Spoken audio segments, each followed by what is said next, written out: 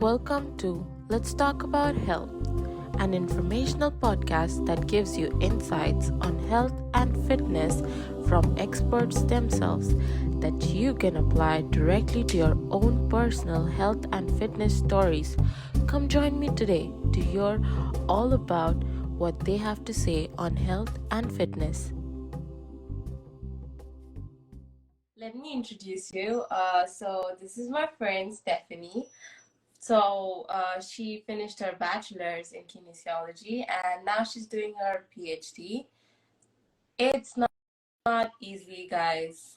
You should hear the stories. It's not easy. But we have an inspiration here, and she's gonna walk us through her journey and maybe give us a few insights. But before we start all of that, I want to tell the story how we met. So so this is very interesting. I don't think even you know about it. I was getting bored in my master's. Mm-hmm.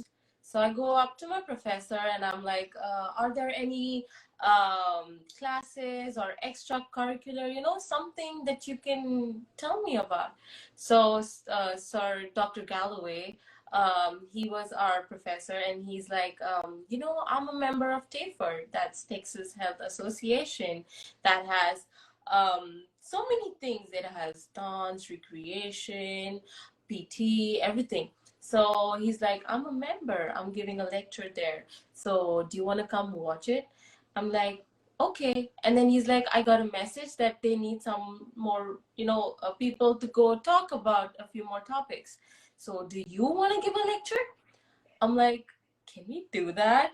And then he's like, yeah, sure, let me just speak with them. And then I was working on a few topics, and then I came up with one where we're talking about mental health and fitness, and where we're talking about how we don't focus on mental health. My roots are Indian, so we do a lot of yoga, a lot of meditation. So we introduced that in mental fitness. Mm-hmm. So my topic was, burnout. I was talking about post-traumatic syndrome, and it was a lot of a lot of talks. And again, I was hanging around with my professor and I was getting bored. I'm like, sir, what am I doing? He's like, okay, go, walk around. And then he tells me that there's a lunch, mm-hmm, for the students, so why don't you go there? And I'm at the seminar, don't know anyone, and then I go to this lunch just to meet new people, and I come across this wonderful lady who is so calm and so poised. And then I remember as we were signing or something, we introduced ourselves, and it was a very, just a very, I knew you for years. It just felt that way to me. Mm-hmm. Like we were friends from before. I know. Yeah, we just met each other just then and there. We instantly became friends. Yep. That's it. And you told me about your work on VR, and I've, mm-hmm, always been fascinated with technology and science, technology and medicine coming together, yeah, and just boom, my mind was blown, and then we just stayed in touch. I'm so glad. But today we're going to talk about your journey, and what are your thoughts and insights about the healthcare system and health in general. So let me start by asking you, what is health and fitness according to you? So health and fitness, according to me, it's something that makes us feel good inside, something that makes us feel happy. Like, it gives us endorphins. It makes us feel like, I guess, we have control over our own lives, to be able to make decisions that are healthy, to be able to know that I need to do exercise because it makes me feel good. It makes me less stressed. It makes me less anxious. Just kind of aligns also with the mental health. That's so true. Well, you did your bachelor's in exercise sciences and kinesiology. What are a few highlights that you always carry with you wherever you're practicing or even in your PhD? So a few highlights that I took, especially from my class, from exercise prescriptions class, I learned a lot about kind of just knowing how to prescribe certain things to certain patients, knowing that, like, having their like their background as well, like making sure like if they didn't have a cardiovascular disease, making sure they didn't have a pulmonary disease in the in the back or like in their background, but knowing how to just make sure it's safe for the patient to be able to talk to their doctor, to be able Mm-hmm. to talk to their PT, or to be able to talk to their personal trainer to know what is safe for me and what is healthy for me. Right. That's something that even I'm noticing while I'm practicing right now, that not everyone is comfortable with you. Mm-hmm. And they are, especially in the start, until you gain their trust, Mm-hmm. they're very hesitant to open up and share as to what is actually going on. Yes. And you really have to have the eyes for it, to just, be like, okay, it's not the exercise that's going wrong. There's something more to it, and there's Yes. another story.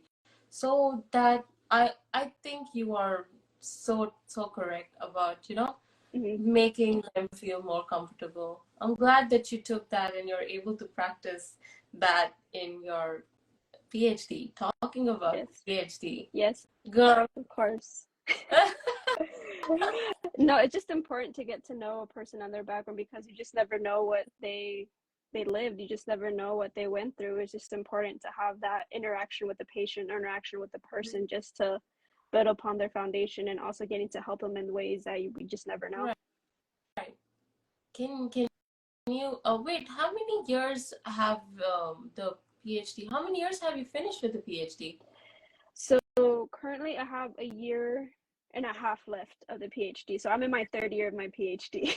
That's all. But like, that's so awesome. It's like just another year. Yes, just another year and a half. So I don't have my master's degree. However, they did add, or my degree plan added a few classes just so I build on from that Right. foundation. However, the learning experience has been immense, as well as the research that we do with our lab. So we currently do research with preschoolers. So we go to different schools and deliver lesson plans to promote physical activity, not only in the preschoolers, but also in like family and also within the teachers. So not only are we promoting that the kids will be physically active, but as well as people around them as well. Yeah. I was going to ask you, can you tell us a little bit more about what you're working on, what your research and study is all about? Sure. So currently we're working on virtual reality. So there's two types of virtual reality. There's non-immersive and immersive.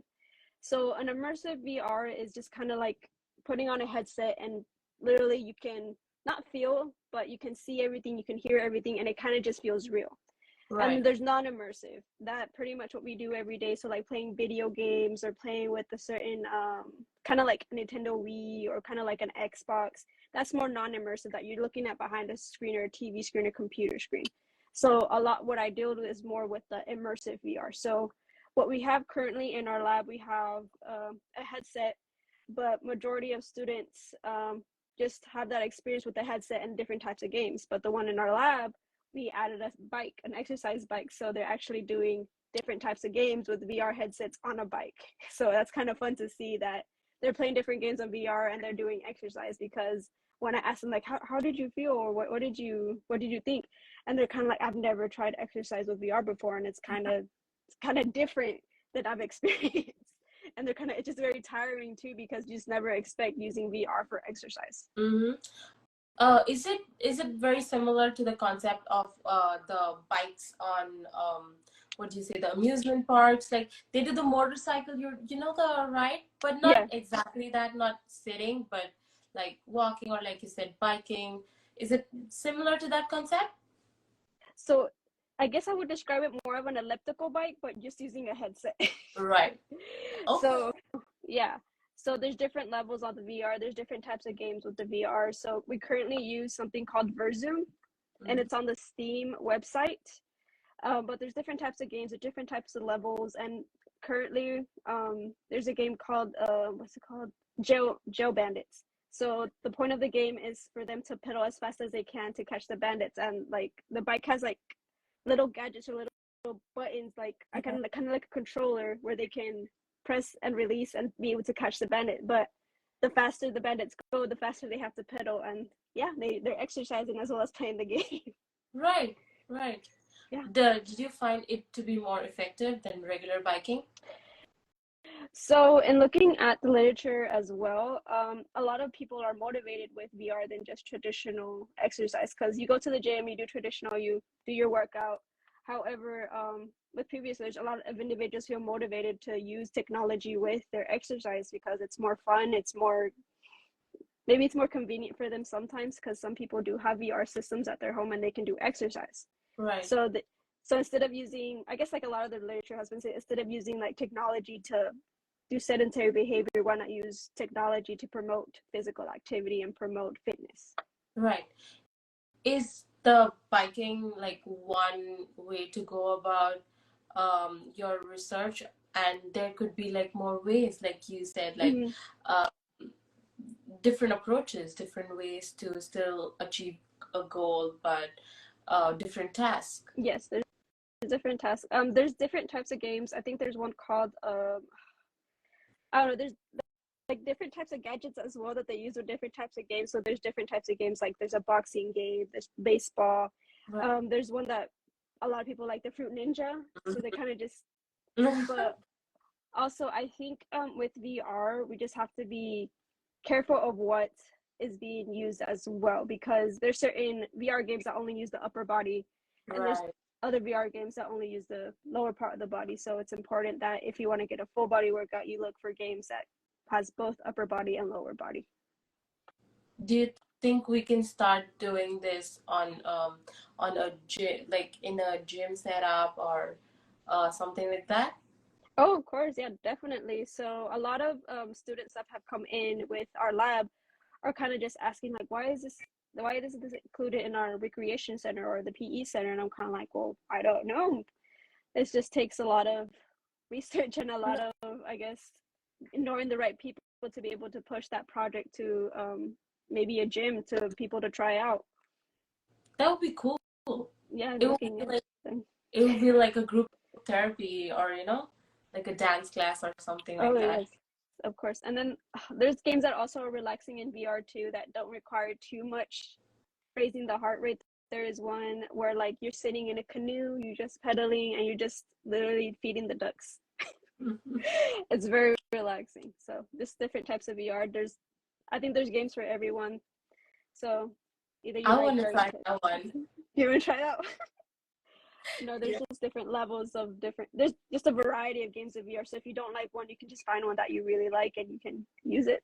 How do you know, like right now you're just dealing with the preschoolers. How do you know how to monitor their vitals, their heart rate, blood pressure, all of that? So you do keep a watch and monitor them, or does it like hype up and you just uh let the kid decide when to stop? So for the children, I have a lot of help with like the teachers in the classrooms. Right. So what we use are pedometers for us to measure like the amount of steps they're taking within the class. So I guess our goal is to make sure that the kids are physically active all times, right? Just to make sure they're physically active because when they're physically active young, they're physically active in adolescence and adulthood. So what we're really trying to do there with preschool is just maintain them physically active. So we're only measuring the amount of steps. Unfortunately, we don't measure the heart rate and anything else because that will require more permissions from the parents. But parents were okay that we use pedometers just to check how many steps the child is taking during PE class.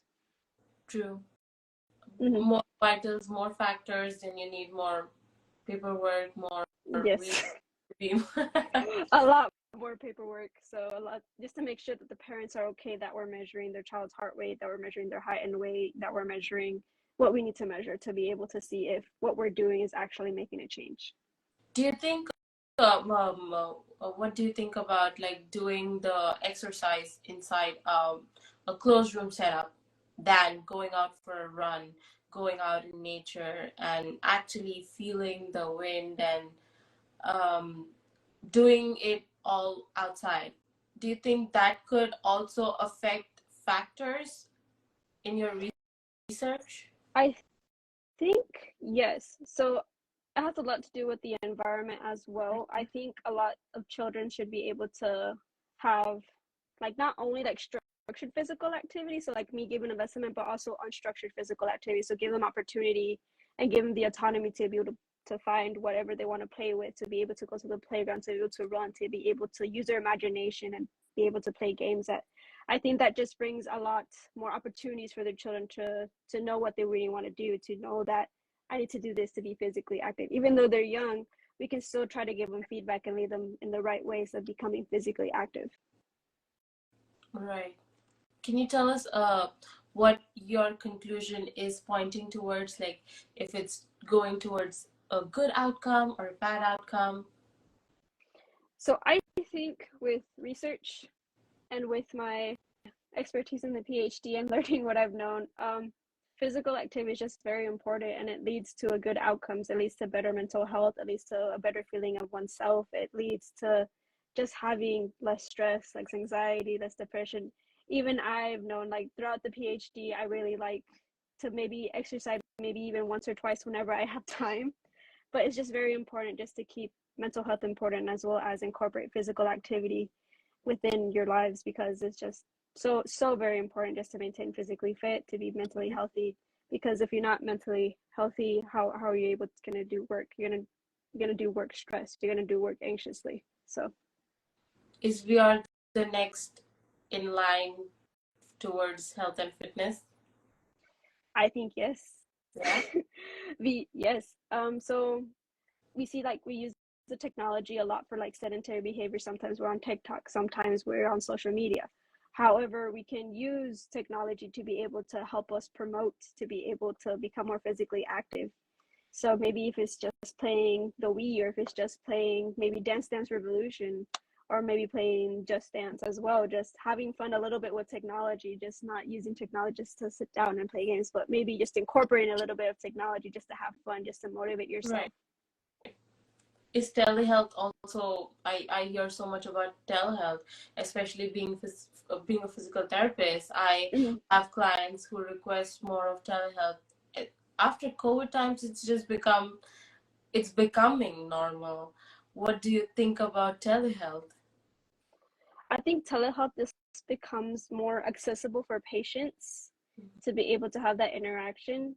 Maybe there's problems at home, maybe there's just no way of transportation. I think telehealth just makes it easier just to access a patient, to be able to talk to the patient, to be able to know what's going on.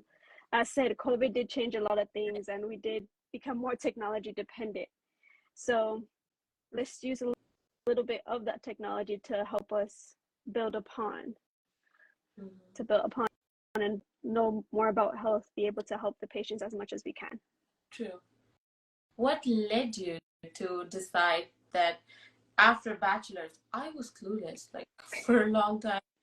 I was like, okay, masters, maybe practice. I just want to get my hands dirty, just start working with people. What made you decide that after bachelor's you wanted a PhD?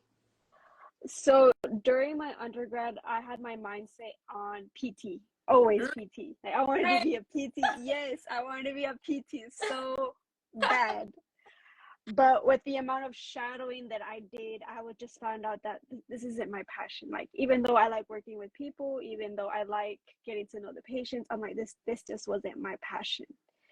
But through undergrad, I joined a psychology lab where I did a lot of research. I learned more about mental health. I learned more about collectivistics and individualistic cultures. So I worked in a cultural lab. Right. So I got to know more about myself. I got to know more about what I liked, and I love to do research. I think my first year when in that lab, I presented a poster on first generation resilience and mental health. Wow. So yeah, so I presented that, and from then on, I'm kind of like, I really like doing research. So after my bachelor's, I'm kind of like, no more PT, let's just do research. And I applied to the PhD program.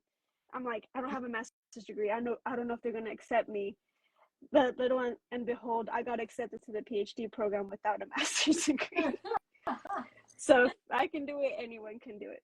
So then you just had to work on the extra credits and it's all good?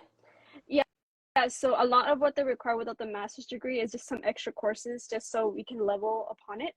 All But right. I think in my program, I think instead of being 56 hours, it's like 78 hours. Right. But I would still graduate on time, and I still graduate less if I had a master, or I guess a master's degree is 2 years and a PhD is 4 to 5 years. So I would save myself kind of 2 years, a year and a half. So I save myself some time. Correct. How long is the PhD duration? Like, I usually hear it's different. It's sometimes 3 years, sometimes 5 years. I'm like, it definitely depends on how quick you're working or your research. Just there are so many factors to count in. How Yeah. do you decide like about the duration of your PhD? So the PhD within this program lasts about 4 to 5 years. However, I've seen people, majority of people finish it in 5 years. I recently talked to my graduate advisor about my degree plan this morning, and he was telling me that it's best that I graduate within the spring because there's more job opportunities and I get more prepared to be able to apply to jobs. So he was recommending me, like, I recommend that you graduate in the spring, so that would just add just a like a half a semester on me. But that would give me, I think in my perspective, that would give me more experience, gets me more experience with my writing to be able to publish. So it kind of just makes me build on my CV to be able to show people that I am qualified, I am an expert, and I have a PhD. So he's kind of like, the more experience you have and the more expertise that they see on your CV and on your applications, the more likely that you are to get hired. So What are your job plans? What are you thinking? my job plans, I want to stay in Texas. I want to stay in Texas. I love Texas. I want to become a professor someday, Oh, hopefully. I can see that, to be You can honest. see that? Yeah, Thank you. yeah, 100%. Just for classes. Yes, some classes too. Yeah. I do wear some glasses, but I didn't wear them today. I'm currently teaching a class. It's my second time teaching a class called Motor Development, so that's also been an Okay. experience for me too. So kind Mm-hmm. of different. So I went from teaching preschoolers 3 to 5 to teaching college students, so that's a huge transition. So they listen. Good thing that they listen. Uh-huh. But it's just a very different experience from teaching to be able to lecture about something that I'm passionate about or something that I'm becoming an expert about. I may not know everything, however, everything is a learning experience. And as research finds, there's research gaps. So it's up to us to fill in the research gaps and find more. Why did you decide to work with the preschool? Is that what just your research wanted, or do you plan on doing VR with, say, different conditions, or not in healthy individuals, maybe in adolescents that have diabetes or early blood pressure, or maybe in older people? So with the preschoolers, it's more within the project of our lab, but with the VR, I do want to work with so like my next steps, because I want to work on my dissertation. So my next steps is kind of just using VR with adolescents and seeing the effects of mental health is what I want to do. Uh, I didn't think about like other factors, but I should probably bring those in and probably develop that more in my dissertation. Yeah, mental health, that is something I didn't think about. Mm-hmm. For me, like a PT mindset is like, okay, I have a patient. I'm too bored of giving them squats and lunges every day. I want it to be more functional. Like Yeah. we're at an era where we're doing movement therapy, lots of movement therapy, a lot of functional training, and just the goals are in such a way that it's more of like a function. It's more of a task.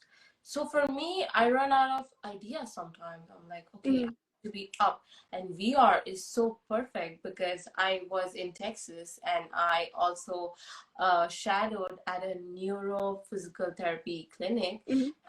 and I saw a few neuro patients with stroke, with Parkinson's, and they had a VR headset. They had the headset, and they were doing grocery shopping with it, Mm-hmm. and I was blown away because that idea is so unique to use it in physical therapy, but it is so basic that everyone has to go grocery shopping. Mm-hmm. So we kind of train them to actually go out and do the grocery shopping.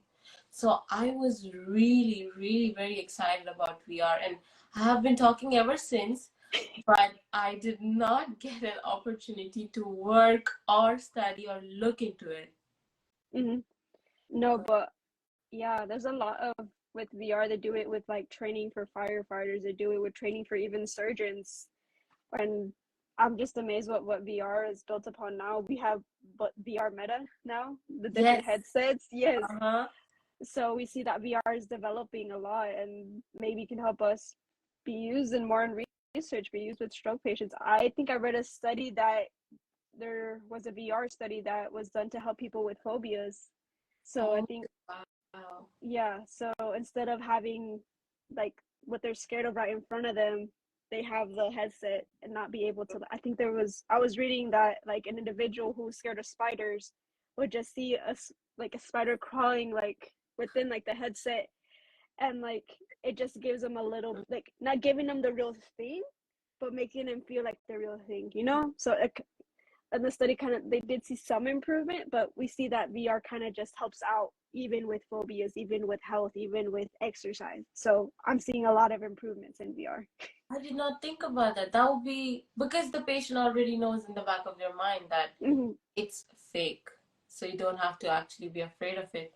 That's really cool. Yeah, no, it's VR is the expanding technology. I'm telling you about that. Do you plan on continuing and sticking with VR, or you wanna dip your toes in other health related field? So I have done VR since my undergrad, so that's been like 4 or 5 years. Oh. So that's been very interesting. However, I do want to get to know more about different technologies, more about different areas in kinesiology. So I recently am taking a class or took a class in exercise Mm-hmm. physiology.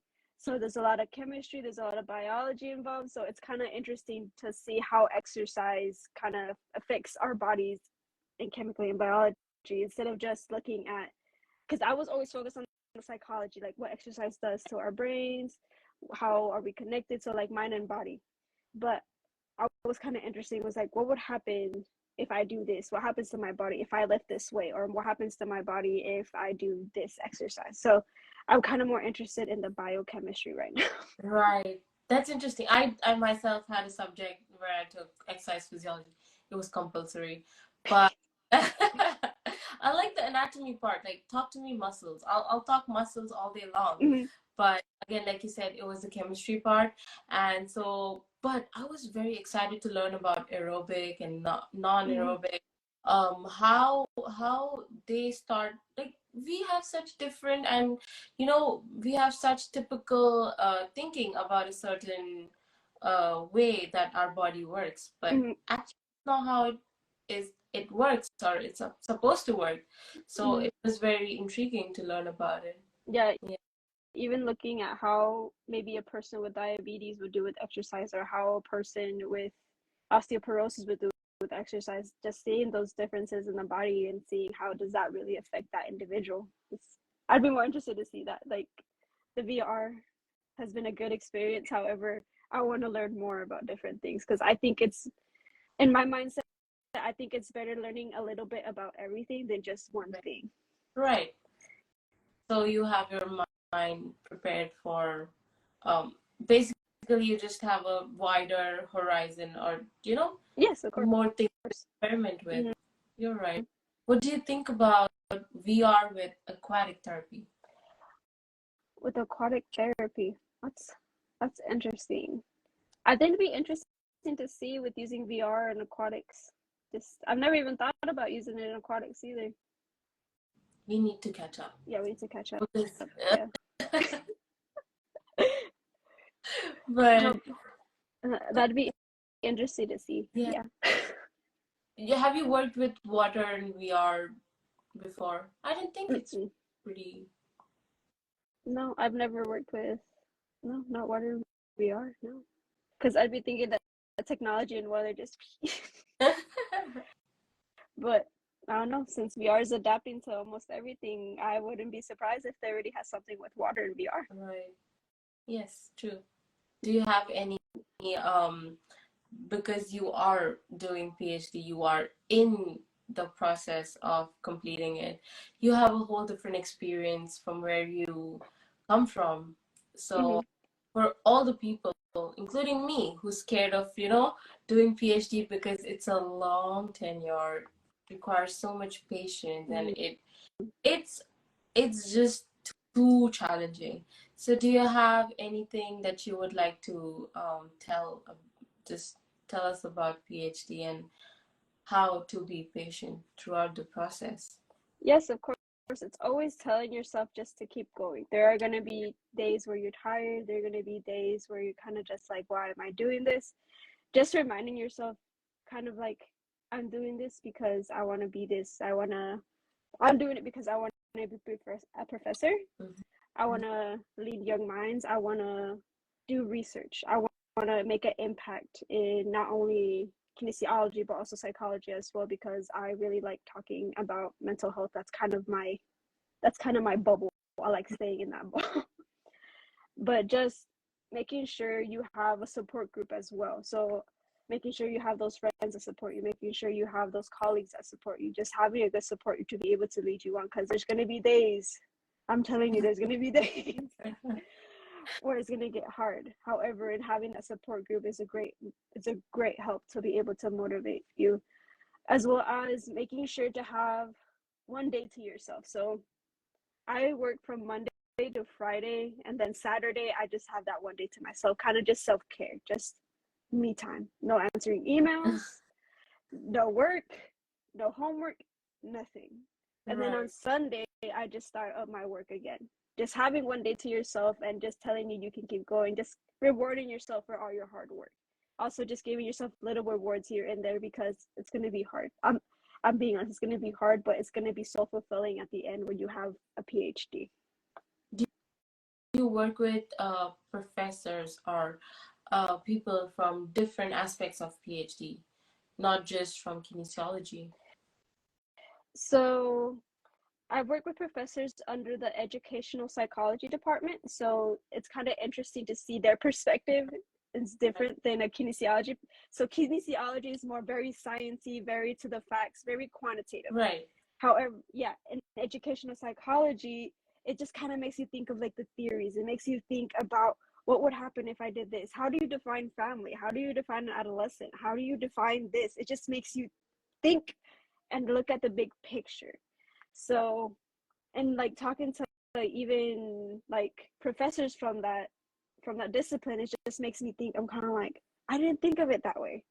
I didn't I didn't even look at it that way. So just kind of analyzing my thoughts and also analyzing even myself. I'm kind of like, why am I thinking that way? Mhm. Why do I look at this way? It just makes you think about Right. thinking, you know? Right. And kinesiology is just so very like very quantitative, very research, very just sciencey based. But I just really like incorporating kinesiology and psychology together, just to be able to just find a balance and be able to know that they both help each other out and they're both making an impact to research. You're right. Kinesiology is like, okay, this cordyceps are working, so they're working. That end of story. But psychology, I've always been amazed with psychology myself because, like you said, define family. Family can be different Yes. to everyone, Mm-hmm. Different and people, different backgrounds. everyone's version is correct. Mm-hmm.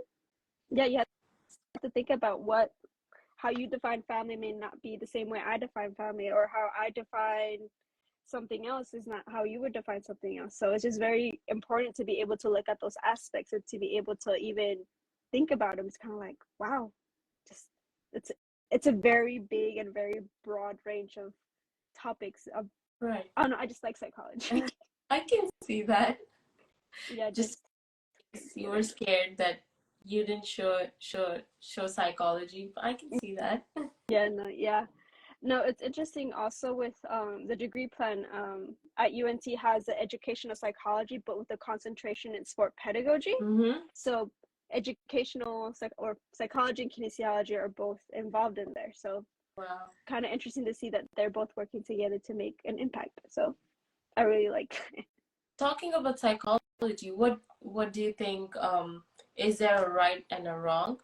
or how do you go about approaching the question that his or her definition towards a certain thing is right, or his definition or approach towards something is wrong?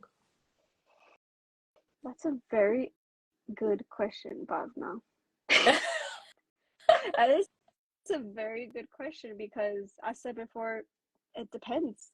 It depends on individuals how they see things and how they think about things because what may be right for you may be wrong for me, or maybe right for me may be wrong for you, because even seeing like there's a lot of people coming from different backgrounds, from different stories in life, from different journeys, so we may not always see like what they're right from their wrong. So people do things because they need to. Mm-hmm. Yeah. Do you think you could be a good psychologist? No. I'm being very honest, no. I think it'd take a much more practice to be a psychologist, much more.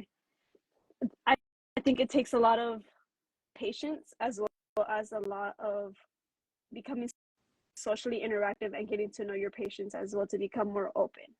Me, on the other hand, I'm more very introverted. I'm more in the books type of person. Yeah. However, it's just different as well. I want to be a good psychologist, but I can tell you about research and about how that makes an impact. I can be a good lecturer, becoming a professor, but not a good psychologist. I was working with a colleague of mine. She's a very good friend. She did her undergrad in psychology. She just graduated Oh, this year, and she's planning on doing her master's in social work. nice. So it was, just talking to her, just it was so inspiring because the things that you hear are you don't realize that that takes a toll on you. Mm-hmm. You always think about the client, about the patients, about the family, about their outcomes. You don't realize there are so many stories that are being told by so many people, and it's just, I wouldn't say start affecting, but it definitely takes a toll on you. Yeah, no, clearly, because you have to take all that home. You have to be thinking about your patients, like, did I say the right thing? Did I motivate them well? Did I tell them well? Kind of a thing. Yeah, just Yeah. thinking about that. No, I want to be a good psychologist, but no. If I'm being completely honest, no. I think you would be a good like a kid A kid psychologist. psychologist? Okay, I'd be a kid psychologist. I've worked a lot with kids throughout the past years. Yeah, I think I'd be a good kid psychologist. Yeah, Yeah. yeah, I think I worked more with kids, and that gives me, I don't know, like, because we work a lot with Head Start schools, and I was a Head Start kid, so kind of just puts me in their shoes. So kind of like, oh, I remember when I did this. Oh, I remember when mom had to pick me up at this time, kind of a thing. I'm kind of like, I gained some of that experience, so I kind of just wanted to give back to my community. So maybe I will be a good child psychologist because I align with the kids. Yeah, I can see that. Okay. yeah. Tell me more about yourself. Like, what's next on the list other than, PhD and job? So what's next for me? So other than getting a PhD and getting a job, I think next steps are trying to publish. So a lot of writing, a lot of reading, um, just being able to get those skills as well is also important throughout the PhD program. So I just really want to publish, and I really want to gain more learning experience.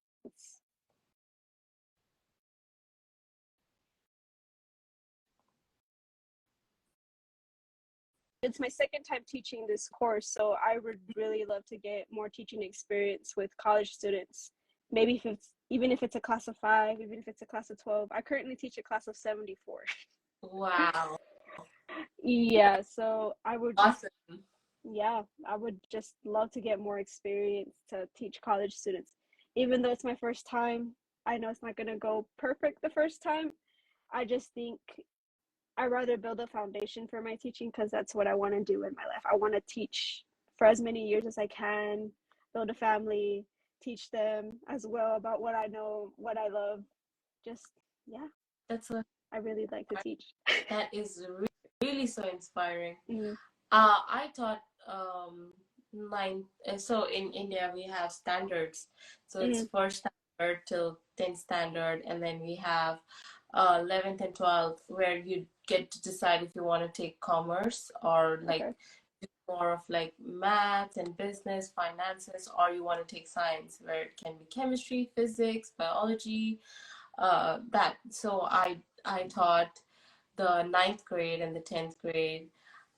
For 5 years myself, I taught them biology and a little bit of science, and it was an As experience. an experience, did you like it? I loved it. I love all my kids. I think a few of them even joined in. They like to keep in touch, and it was good. That was Just good. being able to talk to them about science and about what you're so passionate about. Teaching is something No, else. I no, agree. teaching takes a lot of time, takes a lot of patience. Hmm. Even like in developing my lectures, I had to find, I'm like, how can I make this more motivating? How can I make this more inspiring to college students? Because now with each and every single time there's a new generation of college students, and there's going to be something new, so you're going to have to try to motivate them, trying to inspire them, because just as college students are, sometimes they use technology, they love using their phones, so I try to incorporate technology in my class. I wish I could take the VR bike to class, but I can't because it's very heavy. But yeah, no, I try to use technology as well, maybe just to, I don't know, just try to use a little bit of technology in class, because sometimes just talking and talking just gets just a Boring. little old school. Yeah. So maybe just incorporate maybe activities for them to get up, to do some exercises, to stretch. Um, was it yesterday? Yeah, yesterday we were talking about different flexibility tests that are used, and we're talking about the shoulder touch test. So I made them get up. I'm like, we're gonna do the shoulder touch test, and they're kind of like, wait, what? So Yeah. we're gonna test your flexibility. So they stood up, they checked their flexibility, and they're kind of like, well, I can't touch it with my left hand, or I can't touch it with my right hand. I'm like, well, there you go. You learn more about your flexibility. Mhm. I Just try, yeah. I agree with you. You need to be so creative in when you're a teacher.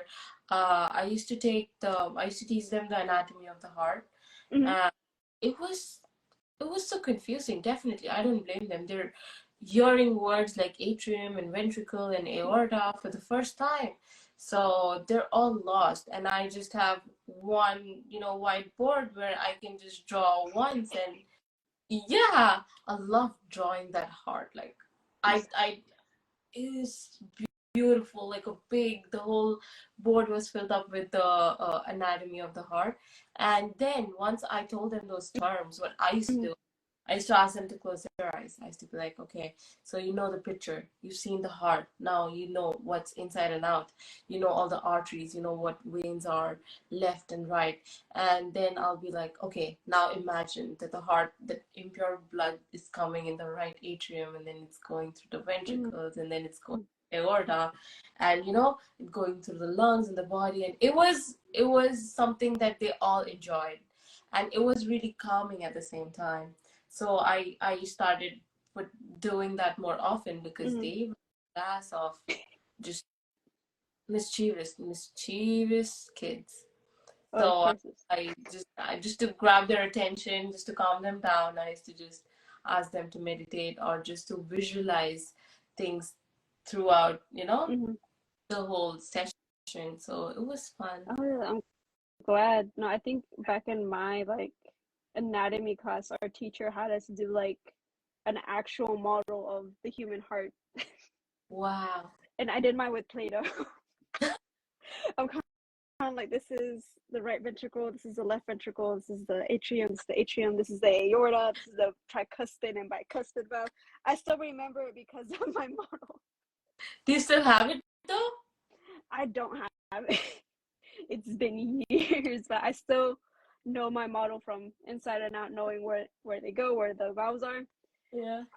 No, I think I had a classmate who like, they had a little pump showing Yeah. how the blood. I'm kind of like, when did I think of that? No, I did it mine with Play-Doh. I didn't go all out. But that's cute. You see, now you remember yours forever. Yes, so it's kind of like hands-on experience is also very important to be able to teach young Right. minds. Right. Do you think you want more of hands-on experience, or you want to dive into the lecturing and the teaching aspect of your career? Mm, I think I would like to get more learning and teaching experience just because I'm fairly new. Right. But after I gain some teaching experience, I would love to get more of the hands-on experience as well because teaching preschoolers is just different than teaching college students. Because in teaching preschoolers, like you have to do classroom management. You had to have the attention be like 1, 2, 3, look at me. Right. You can't do that with college students. So with Maybe you college should try students, it's just once. be like, and they're gonna be like, what is she doing? Who is Who she? is she? What happened? I don't Yeah, know. Maybe I should try. maybe. Maybe they'll pay attention. But yeah, it's just a very different perspective, and I think I just need to learn more about what it takes to teach a 74-person class and become more successful in my teaching, and then I can get more hands-on experience. That's true. The amount of students that you have, and to keep a track about everyone, to have um to be in a position to answer each one's question and Mm-hmm. know why they're thinking. You know what? It's something new and it's something really exciting. I always have questions. I used to annoy my teachers. I was the annoying one. Like, if it's in my mind, you have to listen. Yeah. Come on. I need to get the answer. So I was like the kid who always had like a lot of questions. Mm-hmm. So I get that. So when the kids come to you, they are filled with, even if it's the silliest question, it Oh came yeah. into mind for a reason. And if you don't clear that question, if you don't answer them right away, it can just keep messing with their whole thought process. Yes, of course. No, I like when they like with not answer when they ask questions because it makes me know that they're thinking about the process. It makes me know that I am interested in them and what I'm teaching. So that just lets me know I'm doing something right, that I'm making them think. Right. Yeah, but it's also important as well with asking questions, kind of just letting them know that it's okay to ask questions. And sometimes it's okay to be wrong. That's why you're here. That's why you're taking a class. You're learning. You're learning from your mistakes. You're learning to make mistakes. That it's okay. That's why we're here. We're learning. Correct. I agree with you. Mm. Well, tell me, what are your thoughts for everyone out there who is looking to step into the field of PhD and just get their doctorate degrees? What do you think? Do you have any thoughts for them? For someone to get a PhD, so for me, the reason I just wanted to get a PhD is because why not? Why not get a PhD? I'm already here. I already love studying. I love knowing to get to know things. I love getting to know people. Mhm. I love expanding my network and getting to know more of what can I do that I can make an impact. So if you want to make an impact, if you want to learn about research, if you want to teach young minds, a PhD is a really good qualification or profession to have. It's just it is going to be a lot of work, but however that work is going to come at the end with that PhD, having that diploma in your hand, and being just to be able to make an impact. Right. Because as my advisor says, kind of just your hard work. And he's kind of like even always entering in the office and just told us that your hard work will pay off at the end. Right. Just know you staying up until 8, 9, 10 p.m. here at the lab, it's gonna pay off. There's gonna be long nights. There's gonna be assignments. There's gonna be I'm just telling. There's gonna be a lot of stats. I take a lot of stats for the PhD just so to know like the different ways to analyze data. Mm. That's what I'm currently doing. But just you get to learn more about yourself and also learn more about what's out there and what you want to do. So I'm getting a PhD because I'm kind of like I love learning. So why not? Why not expand my mind and why not impact other people? Yeah. Mom keeps saying that. My mom is like, whatever your hard work, no hard work goes waste. Mm-hmm. No. So your job is just to get up and work. Yeah, get up and work whatever you're passionate for, and it's always important also to do something you're passionate about too. So I I love I love to learn. I love to get to know new things, and as I told you, like I think it's better to know more a little bit about everything than just one thing. So I love learning about maybe chemistry, maybe a little bit of biology, maybe a little bit here and there. I just love learning what's I love learning what's around me, even if it's like fixing a car. I'd like to know what's that tool do? What's this do? Because at some point I'm gonna be like, oh, I know what that tool does. I know what that does. Kind of just I don't know. It makes you differently about the world. Correct. Your perspective towards the world changes the more you're educated. That's why education is so, so important. Yes, very important just to be able to have that education and be able to be have given opportunity to pursue an education as well. Right. I'm so happy you took the time out to represent a woman, a Oh, female getting her PhD and who is so fearless and passionate about so many things. It's not just one thing, it's so many things that I learned today about you. And I'm so, so happy and grateful for you to just spend this time with us and share your thoughts and insights about PhD, about VR, about new technology, everything. Thank you, girl. no, thank you, Ravna, for having me. Always hit me up if you guys have any questions or anything about the PhD, VR, research, just let me know. Yeah. I'll tag you and we'll leave your we'll put in your Insta handle and everything so everyone can just approach you if they have any more questions. All right. No, no worries. Thank you. Have a good evening. Bye bye. Have a good night. See See you you soon. soon. Bye. Bye. Thank you for listening to our talk about health. You can follow me on Instagram at bhavna.devnani, on Facebook at bhavna devnani, and we'll leave all the information in the description below. Thank you.